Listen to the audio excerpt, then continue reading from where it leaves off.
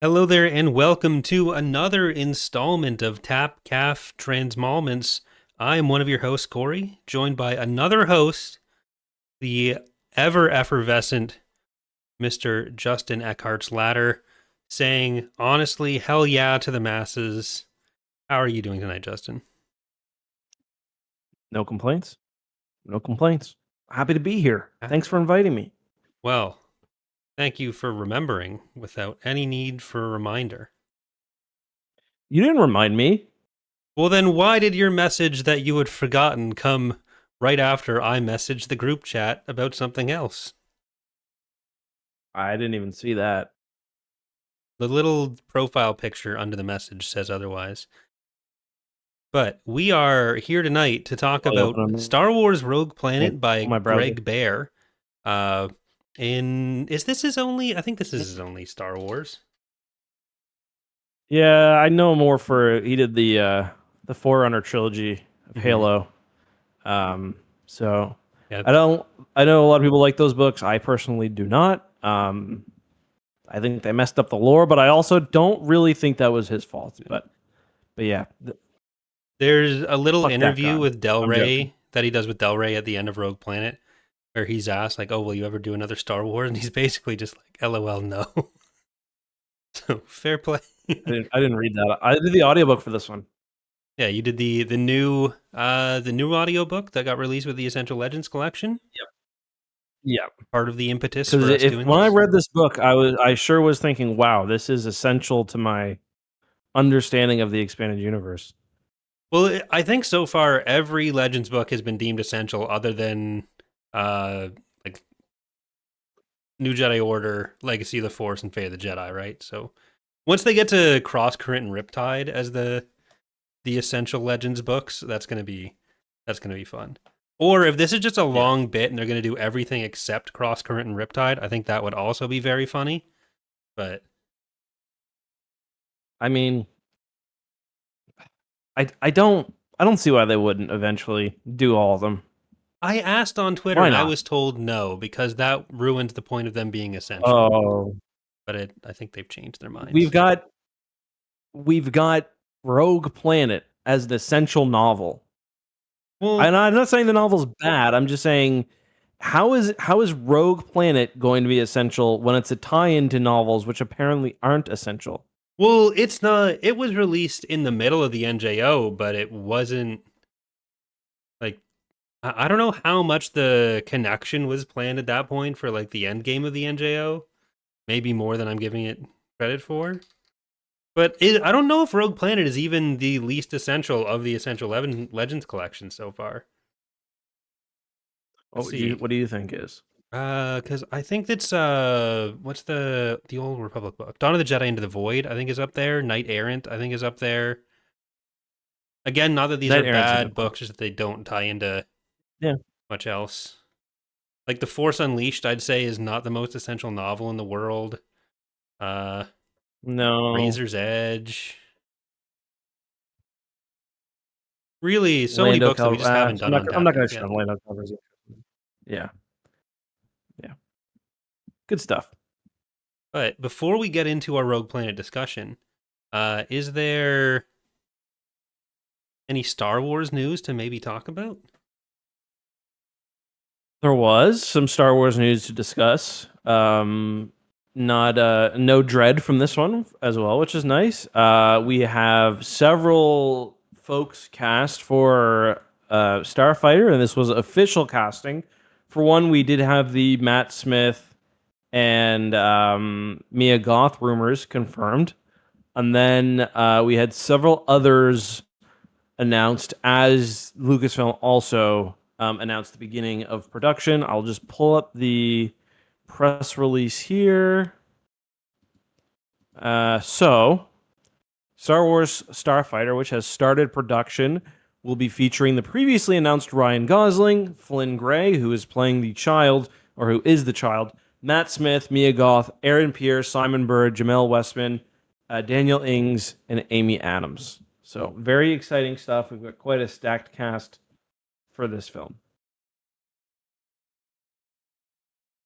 Yeah. it's very different having like the whole cast be such big names. So that's a new approach for Star Wars. But it's really nice to see like actual news of the movies. I saw someone talking on Twitter Yeah. about I think it might have been Mesa Windu, but saying something about like, oh, preferring to only see once you've got like a trailer or something.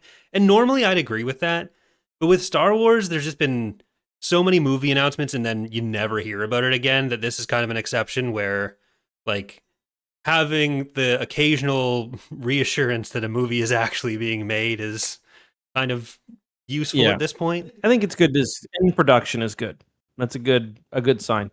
This one's gonna get made. If this one doesn't get made, things have gone very, very bad. I'm gonna be handing out applications Yeah, well, to I McDonald's. think we got to do that anyways.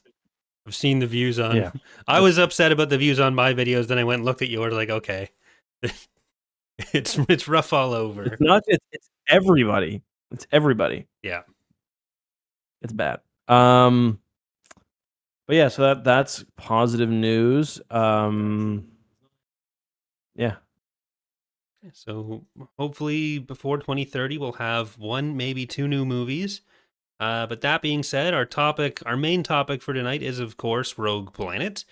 This is a book that is set 30 years or 29 years before the Battle of Yavin.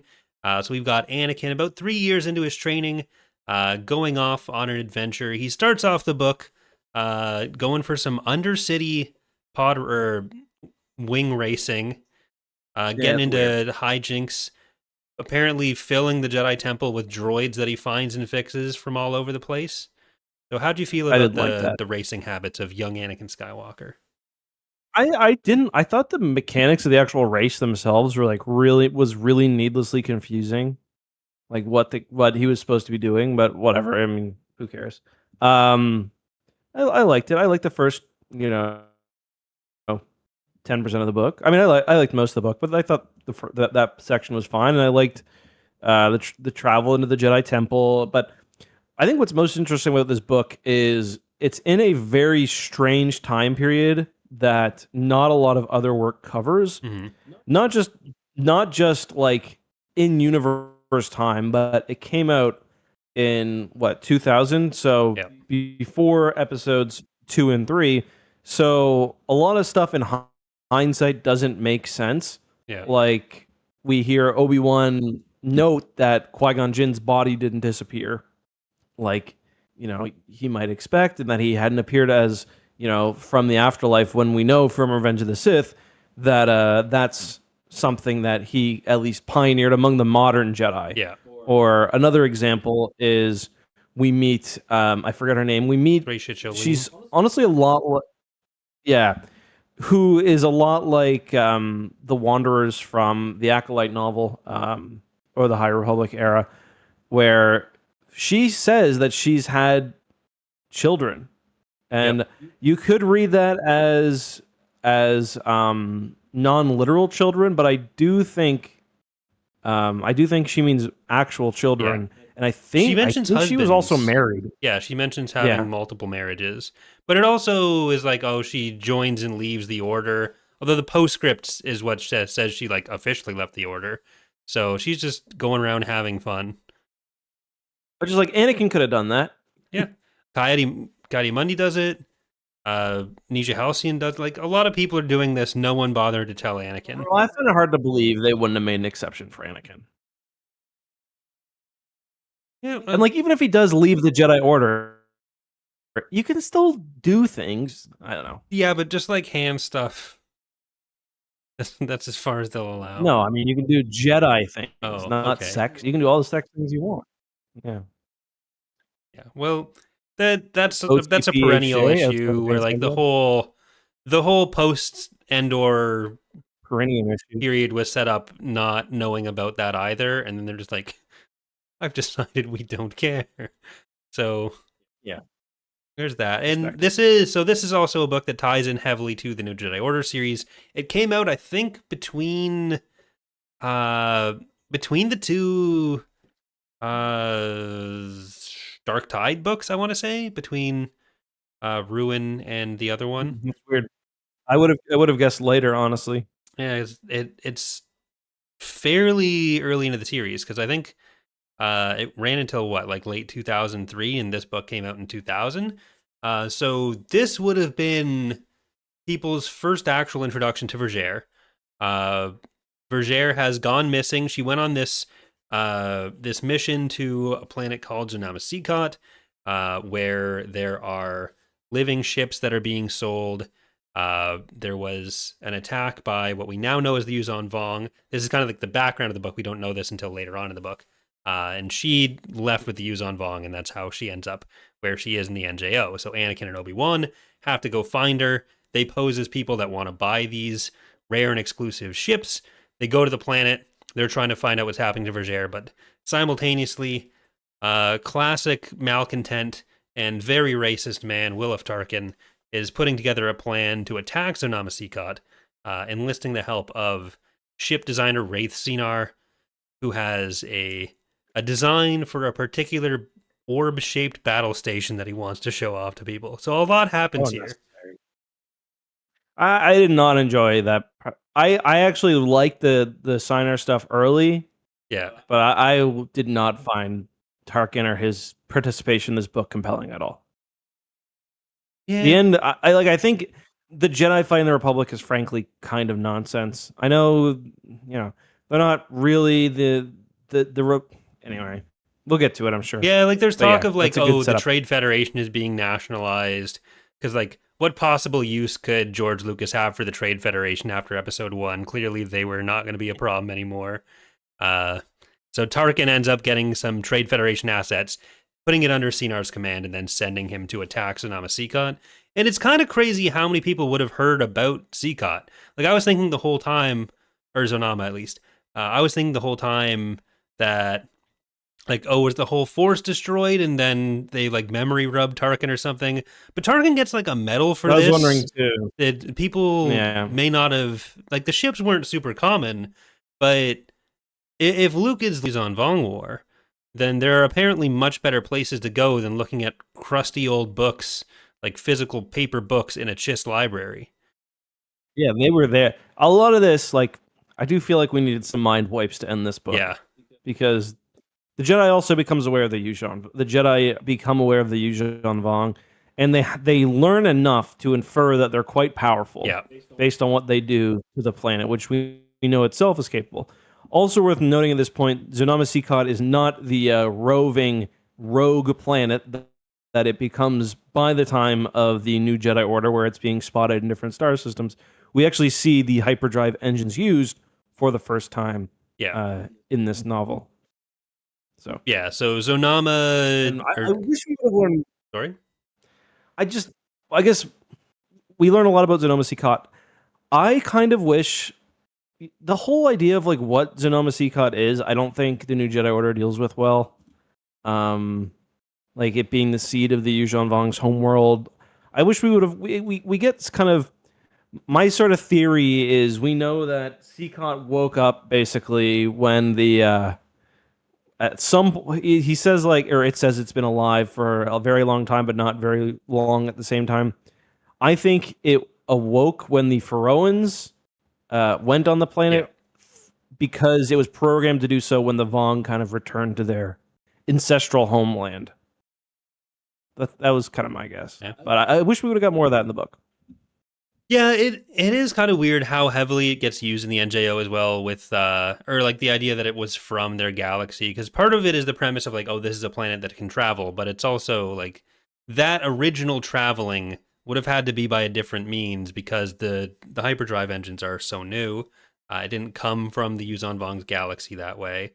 So it was like ejected into the Star Wars galaxy a different way. Got here faster than the other ships did. So it must have been like ejected way back in the day before any of the stuff went down in the Kremlevian War that forced the Yuuzhan Vong out. But yeah, there's a lot that you kind of have to just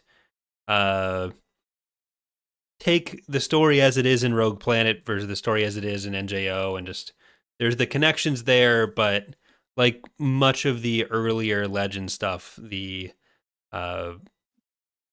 fact that there's any connections at all is kind of the cool part, more so than it being like a super watertight story between the two. Yeah, and I do think there is also a good sense of adventure, like traveling to the edge of the galaxy to find a mysterious planet. It's a fun idea, and the book starts off with kind of Anakin recognizing that he is looking for something like that, Yeah. and we get a lot of. I think the maybe the best part of this book is how it handles Obi-Wan and Anakin's relationship. Obi-Wan is in this weird position where he was not ready to be a master, and not only is he a master, but he's a master to this child who clearly has abilities outstripping his own. And issues that are not being dealt At the with end of by the the book, Jedi therapists particularly well.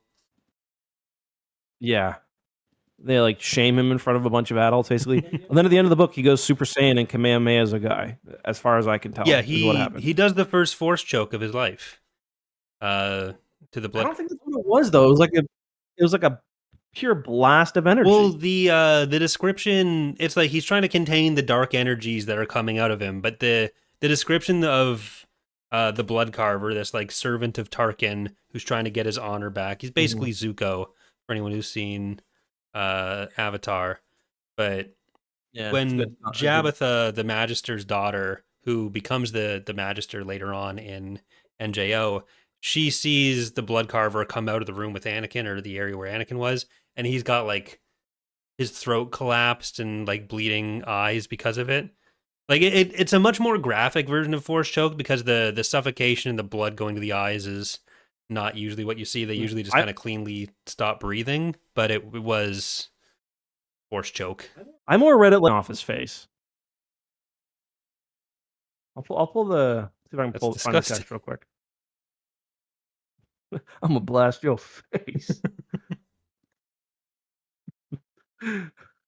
But yeah, he like the whole book is him. The idea he's got this big test coming, um, and it ends up being how he deals with this.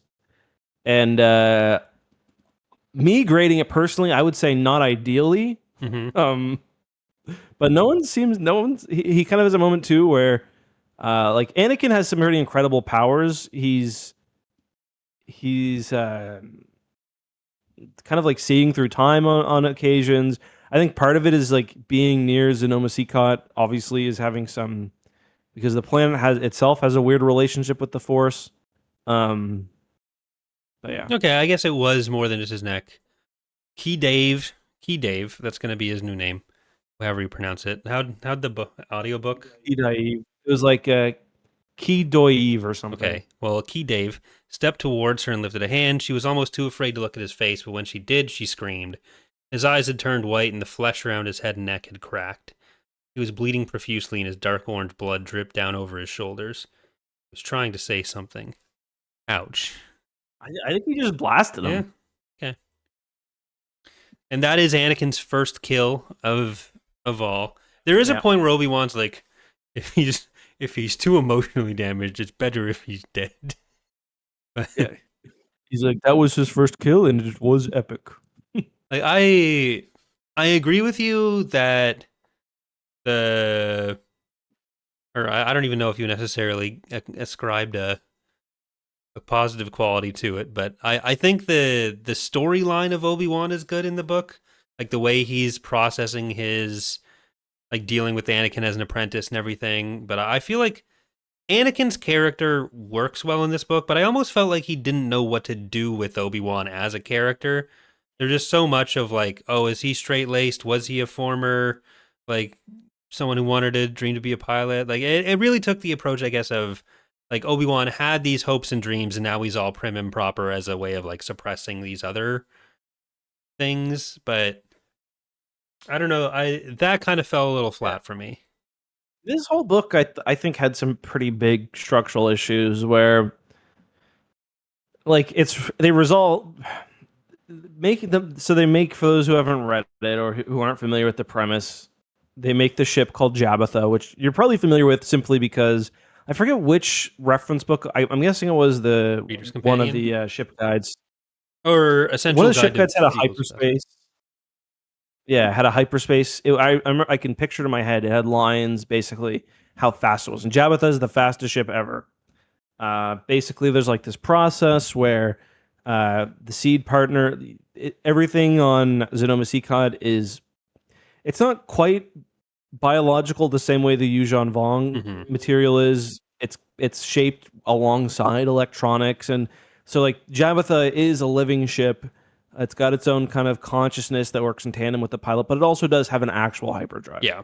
Um, Well, even just like but the frame is other ship frames mashed yeah, together. Like they're importing ship frames, and then the uh it's like living flesh over kind yeah, of. which is very different from the like purely grown, almost Coral Skipper-esque versions that Yeah. you seem to have in Force Heretic. Yes. Yeah. So that's growing the ship is like getting to Sonoma Seacon, finding the customs, growing the ship. That's 90% of the book, Hmm. 95% of the book, and then the last 5% is it's quite strange. Tarkin. Well, first, so what's going on with Tarkin and Sinar is Tarkin basically, now that we never really hear that he's working with Palpatine, or what's his guy again from Outbound Flight? Gloriana. Is he around by now? He is, right? Yeah, he would have been because Yeah. Outbound Flight is in a very So, similar time period, like 2 years later. so it's probably Doriana they're talking. Anyway, but he's got some connections very high up, and he's kind of placing himself for basically what happens to be governor of a sector. And what he wants to do is capture a Sokotan ship, and ideally the planet himself. So he works with Sinar for, honestly, he could have worked with anyone. He chooses Sinar. Uh, he sends a small fleet out. Sinar realizes that he's being duplicitous, so he makes his own plan and then also summons Tarkin. And it just ends up with this really messy battle where Tarkin has actual Republic forces that he's commanded, and they're attacking the Jedi, and it's just very strange and not very satisfying, in my opinion. Yeah, like the idea of Tarkin doing all this is like a gotta crack down and show the Republic's strength. Like he's trying to put himself in a position to be at the head of a newly rebuilt Republic military that's going to work alongside Palpatine and other human politicians to kind of usher in this new age that becomes the Empire. Like the military moves he's making there just feel a little forced. Where like it's kind of just there to have some sort of conflict in the plot rather than because it necessarily makes sense for what we end up knowing the Republic is doing at that point, which does come at least partially the from the fact that this is pre-Attack of the Clones. Uh, but politically, I think it's interesting because it does reinforce. It makes it much easier for me to write my "Yes, the Empire is fascist" video, showing like these kind of like outside elites that are taking over and the national Already, they rebooth. could get one So sniff of something, 14 or 12 years away, and they're already. yeah, these palingenetic national rebirthists really got to watch out for them. Yeah. I did enjoy Cinar as a And character though. Like I liked him quite a bit. I think he would have been better on his own. yeah, Like if he had also heard of, I think like a plot that could have worked is had he also heard of the planet. He's a ship designer, obviously. He of course has interest in going there, so he takes a force that he gets through his own means. Maybe he even talks to yeah. Tarkin and makes a deal that way. But like the whole double crossing and stuff, it just seems designed to show that Tarkin is the same guy he always was, just in a younger body. Yeah, and there was unmistakable sexual tension between them. That Yes, was I fun wanted, too. I wanted, yeah, yeah, I like that. That's why they both had to be there, but you just want to erase that from the book, but that's okay.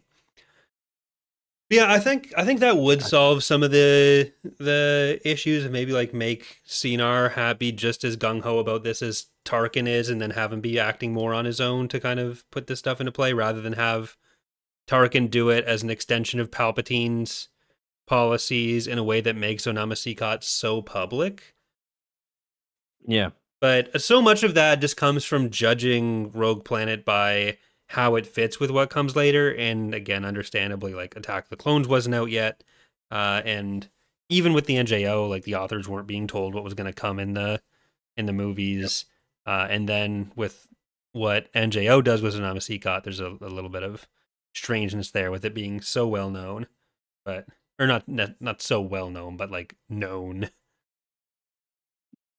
Well, there's only 20 million ships in the galaxy, according to the book. This is Yeah, one of the most bizarre bits of Star Wars minimalism I've ever heard of. 20 million Okay, ships hold on. is crazy. How many Honda Civics have been made? Over 30 million Honda Civics have been produced and sold worldwide. So What I looked up is how many aircraft, and it wasn't like it's hard to guess, but people the guesstimation was like a couple 100,000. So just to put this scale, in the entire galaxy, which surely has at least 10 people in it. Yeah, tens of thousands of, they say millions, but I also don't think when we hear the Empire's millions of planets that matches the scale of what we see. But they're drawing their 10,000 borders on a map and counting every astrographical object in it. They're cheating. You haven't been to it like I think 10,000, like the Republic having 10,000 member worlds, that sounds right to me.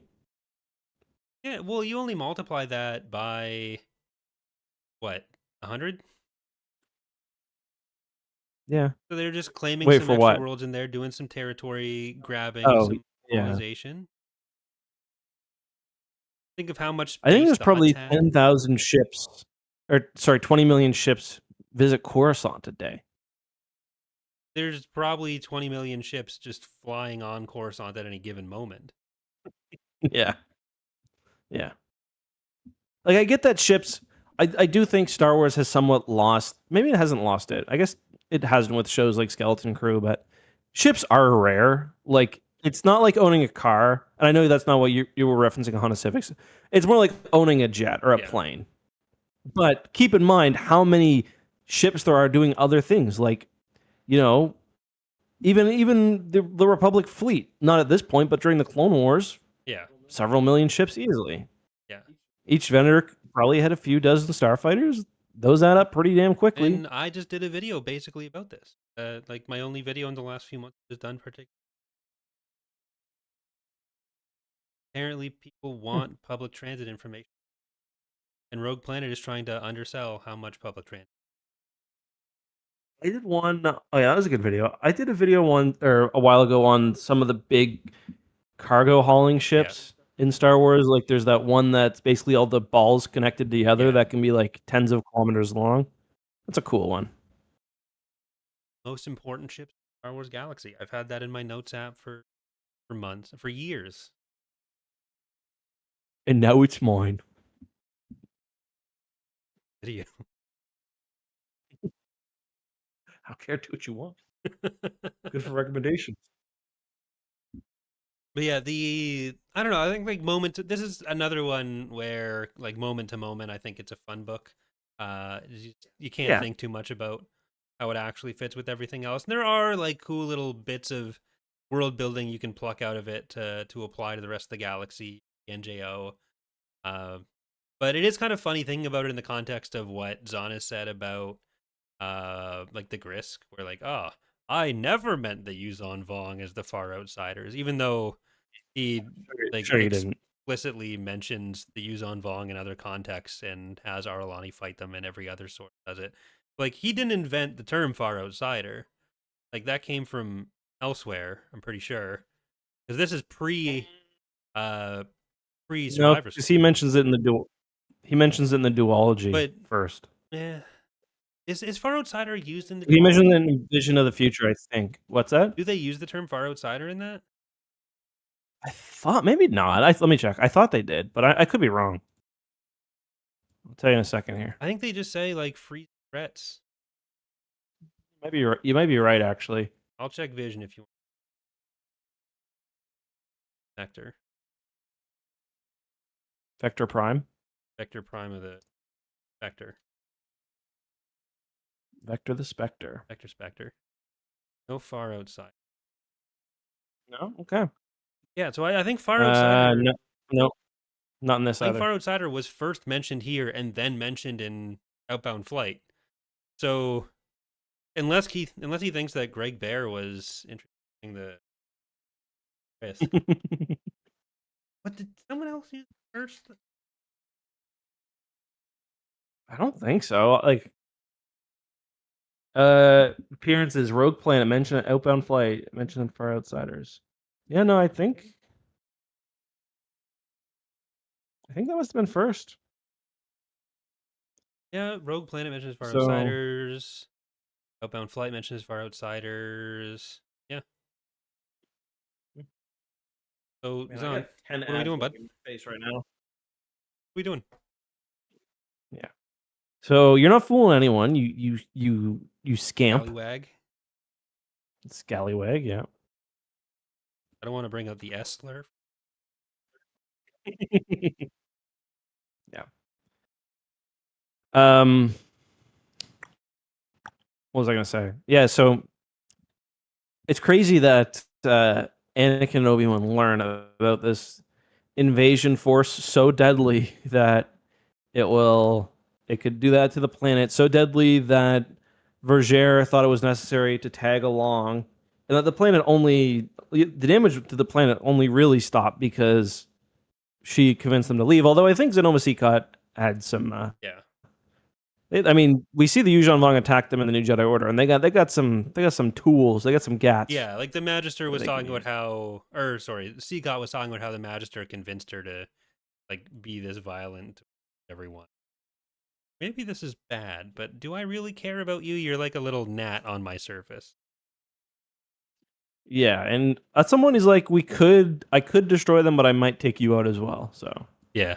Well, why not- it's fair. It happens sometimes. Anakin needs to be used to that. Yeah. So yeah, they never mention that. Nobody ever looks for. Well, maybe they do look for Vegera. Maybe that's where her master goes. I don't think we ever hear from her again. Thresia, is that her name? Yeah, Thracia Cholim. I think she comes up in other comics later, but Thracia Cholene is a very good like new Jedi member who would suddenly be Luke's second in command on the council. We'll act like we've known her forever. she is mentioned in Destiny's Way, but yeah, that's Okay. it. Interesting.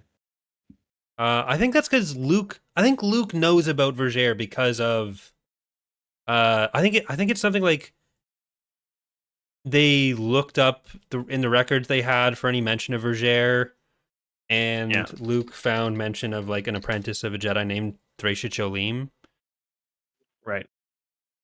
But yeah, apparently they left out the important part of anything she told the Jedi after that. If I was Vergere, I don't believe the like my preferred interpretation is that Lumaya was lying about Vergere being a Sith, even though the Yuuzhan Vong kind of fucked her up. But if I was Vergere and I came back and I saw that the galaxy had been like taken over, like if nothing had been done to prepare for the Yuuzhan Vong after I just spent fucking 50 years getting tortured by them, and I went through all this trouble to leave a message, and like the Jedi Order's gone, they didn't do anything. Like Obi-Wan trained Luke, didn't mention this. I'd go to the dark side too. I'd be pissed. Yeah. Yeah, she was tortured and not ideal. So I was definitely I don't know if I think I read this book when I was a kid. I remembered like a lot of the Jabbatha stuff, nothing else. Like I remember the ship and the bond and the little. I imagine like the little soot balls from which Miyazaki movies. I think a bunch of the movies had the little soot balls, but that's how I imagine what them. I was picturing as well. But that's a fun little through line where like the pilot who I guess does regular missions for the Jedi and also is one of the few like accredited trusted client deliverers for Sonama Seacott is this like centipede who's got his own little ship partners that he eats. They do the cleaning, and then I guess they just it's basically getting a parasite from your food. Lays eggs in him when he eats them, and then that's how their young are birthed. And Anakin's like, ew, this is bad. I don't like that they're killed by this.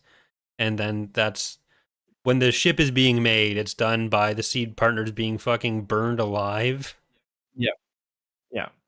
Exploding like popcorn. Anakin's got to learn, Yeah.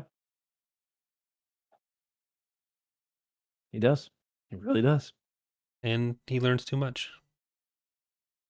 Mhm. But yeah, overall, it's a fine book. I think for me, I really it had a strong start. Greg Bear is a good writer as well. Mm-hmm. Oh, there was one part. Oh fuck, what's the term? He uses a few really funny terms though. Oh, what is it? Oh, what's Rugged, fuck? There's a really funny word. What? rugged. No, he uses a really funny word at some point in the book. It's like an anatomical. I'm gonna think on this. See if I can remember. It's like a name for. It's a word like sphincter, but I can't remember what he Oh, uses. It starts with an F. What is it? Fistula. yes. He uses fistula in like a. It's. I'm like. I think that's probably the only time fistula has appeared in a. I'm gonna see if I can find. I'm gonna see if I can find it. I'm like in a kind of off a strange way. Um. A fistula in the pathways to different futures. Yeah. Like. There's a lot of words that I would use before going to fistula. I think. Well, it gets the point across. I guess. I did also enjoy Mace in this book, where like it Yeah. really highlights him as, oh, he's a hard ass on the outside, but he's also the funniest Jedi Master or something. Yeah. I did appreciate that. I was like, yeah, I can see it. And we have He's our just Samuel L. Jackson. so we also find out that the first Magister, the one who comes and teaches everyone this, is a failed Jedi, uh, who was he bought into the potentium nonsense about the Force is not like light or dark or anything like that. It's just all one Force, only good things. And he this is something that apparently has been cracked down on by the Jedi as a whole. They have to spend a lot of time talking apprentices down who go into this, but then that just takes over the whole New Jedi Order for a few books. Yeah. So who really wins? Didn't get that note from Bergère, I guess. She didn't leave that. Oh, well, she should have left better notes. Yeah, she should have. Everyone should have. Next that got burned down. And then we had to get Darth Caedus instead. Yep. I remember Jabbatha and Anakin having more of a relationship in this, and like slightly Tabitha longer. the ship or Tabitha The the person? but like they're together for a good chunk of the last bit, but they almost say nothing to each other. Yeah, I guess I feel like he's. I don't know if he's got like a lot of it's just like it reminded me of Anakin and Tahiri kind of where they're just like always physically close to each other and like touching each other and just like they're kind of providing some calmness for each other, I guess. Yeah. That's what Anakin needed. Oh, I didn't realize there was actually a picture of Jabbatha, like the person from the Essential Reader's Companion, of course. Looks like she's puking. What is Always this forget. picture? What is she doing in this picture? Yeah, I need to open the Reader's Companion. Yeah, I got to see the actual full image. Is this like? Is it going to be the? Oh no, it's an image. You can see the full version. It's Anakin after killing. What I figured it would be, but I forget the Thrones are blue sometimes. I was hoping for more of a bloody. God damn, this is so long. Kind of lame. It's kind of lame. Reader's Companion is longer than I thought. I'd forgotten that the Clone Wars tie-ins were in it. Mm-hmm. The Reader's Companion is a long book.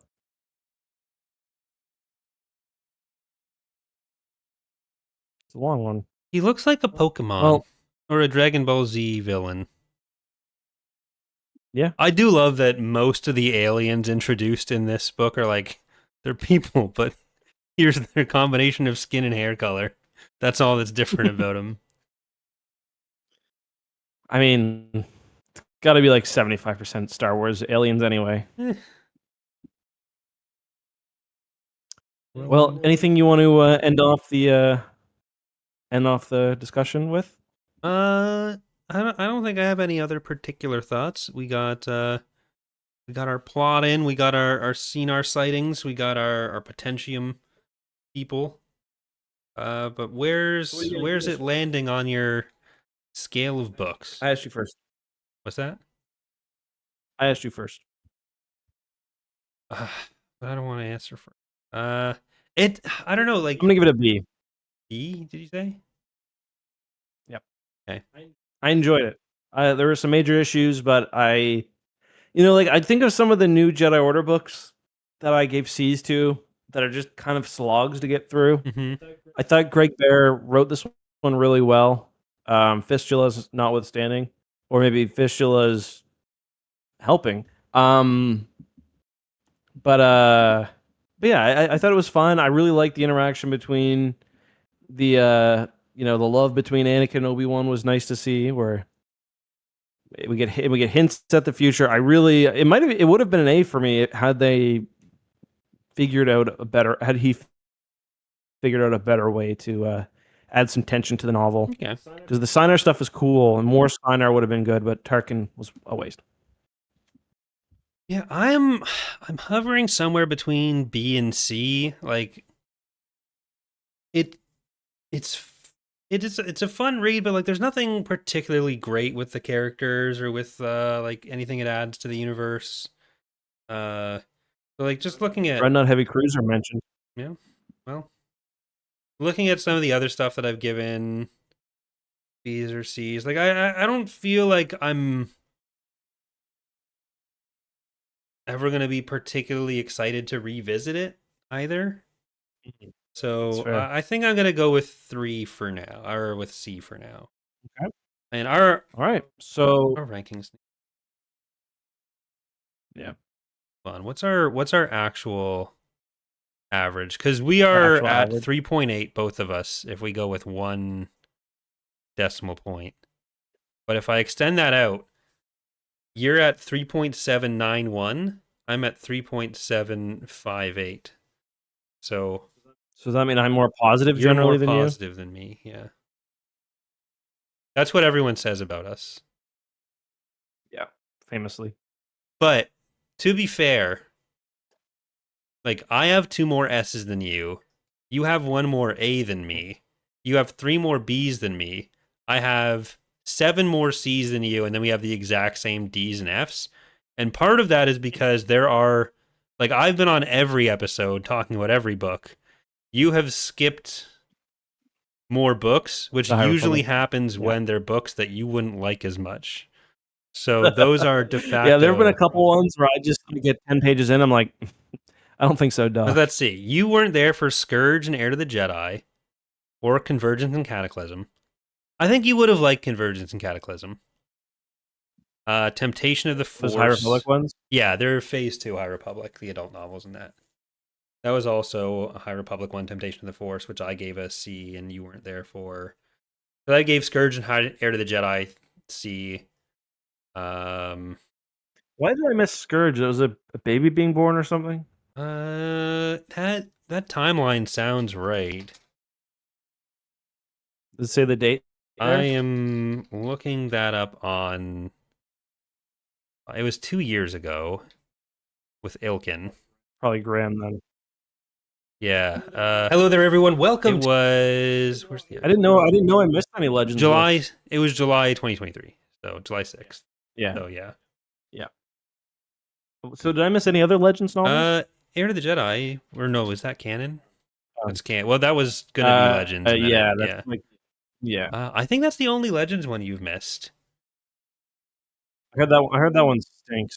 I heard Heir to the Jedi. Yeah, I stinks. gave that a C as well. It was. I think Zach was there for that one. Nice. And those were both like right after each other, so that was those two, and then Convergence and Cataclysm. So those were your paternity leave. But I'm gonna go to the remaining novels page here because there's a few that I haven't added yet. We got Rogue Planet coming in hot there. I'll go down to the. We've read Sacrifice. Okay, I didn't add as many as I thought I would there. Someday we'll have to go back and do Shadows of Mindor, the 2 Dark Forces books, Tatooine Ghost, and the Rebellion. Those are the post-Endor, pre-Yuuzhan Vong war books that we're missing. Yeah. Okay. All right. Well, that is going to do it for today, for today's episode. Next week, we are potentially doing Inferno with Ilgan. I'm gonna try to read it, but I'm not. Isn't it pretty long? They are fairly long, so that'd be more likely to be on the 11th. Yeah, I'm probably gonna need 2 weeks for that. Or actually, you're gonna be. I don't know. Are you gonna be able to do stuff on the 11th? Oh yeah, that's probably when I'll be gone. But if we do it earlier in the week, maybe we'll see. Yeah. So maybe we do like a Tuesday show or something. Yeah. Yeah, I leave on the 11th. So maybe like the 9th or something. Right. We'll see. Well, thank you for listening, everyone. Probably not Thursday next week, but yeah. We'll see. Bye-bye, guys. Bye, everyone. Smooches.